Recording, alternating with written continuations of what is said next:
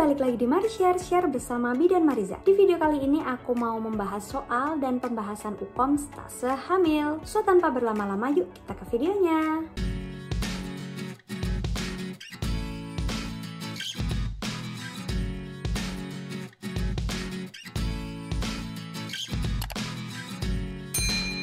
Soal pertama, pertanyaannya adalah apakah penyebab keluhan pada kasus tersebut? Di sini kata kuncinya adalah hamil 5 bulan, kemudian sulit buang air besar sejak 2 minggu yang lalu, semuanya dalam batas normal ya. Dalam kehamilan itu terjadi peningkatan ya produksi hormon progesteron. Nah sehingga menyebabkan penurunan motilitas gastrointestinal. Jawabannya adalah yang B. Kita lihat pilihan yang lain. Kalau penurunan produksi asam lambung itu kurang tepat ya, karena saat hamil itu malah terjadi peningkatan asam lambung ya. Jadi dianjurkan untuk makan sedikit tapi sering. Penurunan motilitas gastrointestinal ya, ini jawabannya tadi ya, karena adanya peningkatan hormon progesteron ya yang berpengaruh terhadap penurunan motilitas gastrointestinal. Jadi lebih rileks. Penurunan reabsorpsi air pada kolon itu kurang tepat ya, karena malah terjadi peningkatan ya saat hamil karena pengaruh hormon progesteron tadi yang memperlama proses pencernaan makanan sehingga air itu makin banyak diserap. Peningkatan produksi asam lambung itu betul ya, tapi ini nanti keluhannya menyebabkan adanya rasa panas di tenggorokan. Peningkatan motilitas gastrointestinal itu kurang tepat ya, justru harusnya menurun karena pengaruh hormon progesteron. Soal selanjutnya, pertanyaannya adalah berapakah usia kehamilan pada kasus tersebut? Di sini kata kuncinya adalah Leopold 1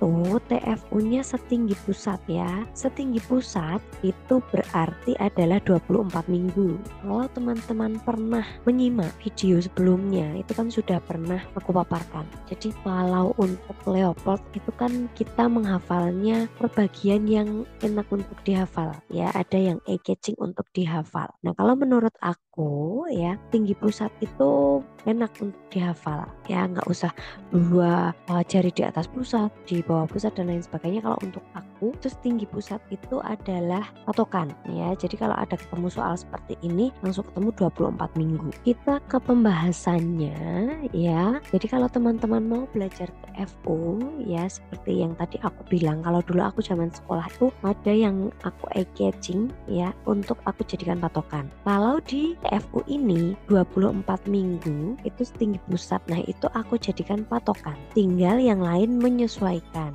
TFU itu kan naiknya 1 jari 2-3 jari gitu ya. Nah jadi tinggal dihafalkan setelah kita hafalkan patokannya. Jadi misal tinggi pusat itu 24 minggu, nah habis itu kalau aku itu di 38 ya, 38 kan gak mulai turun dari PX, 36 minggu itu yang tertinggi seperti itu. Jadi teman-teman memahami aja, jangan menghafalkan.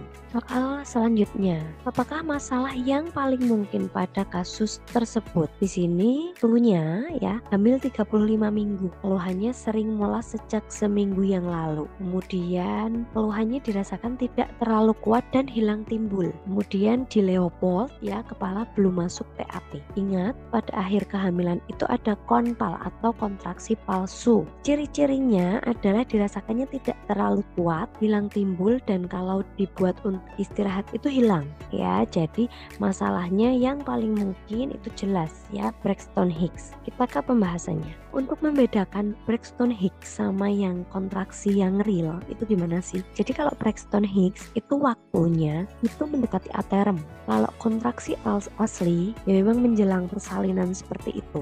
Kemudian dari nyeri yang dirasakan, kalau Braxton Hicks itu nyerinya itu tidak menyebabkan dilatasi serviks. Nyerinya hilang timbul kalau untuk jalan-jalan atau tiduran itu hilang. Kalau yang kontraksi palsu itu semakin lama malah semakin nyeri. Dibuat istirahat pun tidak hilang.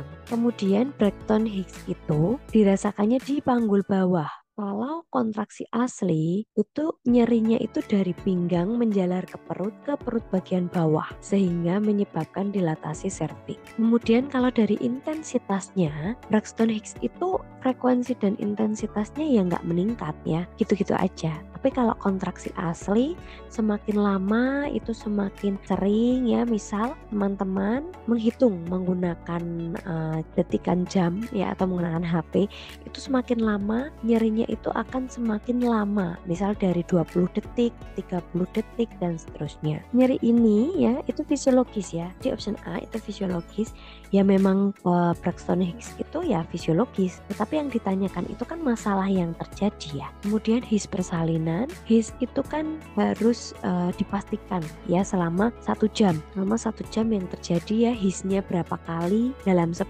menit. Nah itu kan harus pastikan harus berdekatan dan berlangsung lebih lama. Pembukaan serviks enggak ya, karena tadi di kata kunci pun juga kepalanya belum masuk PAP.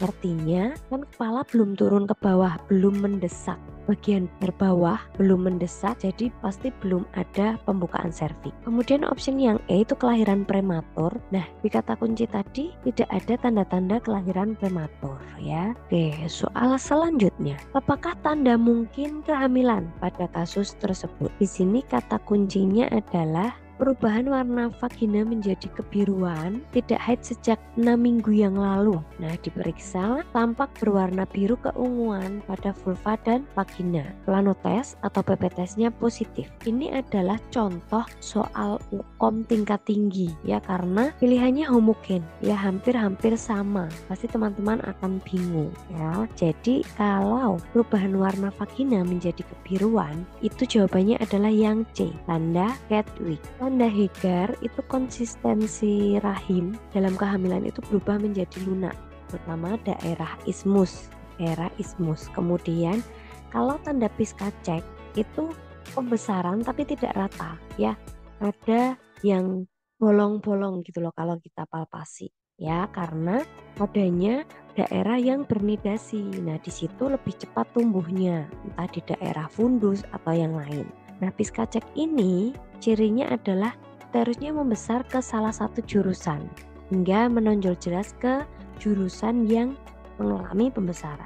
Tapi tanda Chadwick sudah ya. Kemudian balotemen itu adalah fenomena bandul ya. Jadi kalau kita palpasi itu adanya jendul-jendul gitu ya di dalam uterus. Atau pantulan balik ketika perut ditekan perlahan. Nah, ini merupakan indikasi adanya janin di dalam uterus. Kemudian tanda Braxton Hicks itu adalah tanda bila uterus dirangsang. Nah, uterusnya itu mudah berkontraksi. Fenomena Braxton Hicks itu juga disebut kontraksi palsu ya, yang ada atau timbul menjelang persalinan atau sudah aterem. Oke, sekian video dari aku. Jangan lupa untuk like, komen, dan subscribe. Share ke seluruh sosial media yang kalian punya. See you next time on my next video. Dah!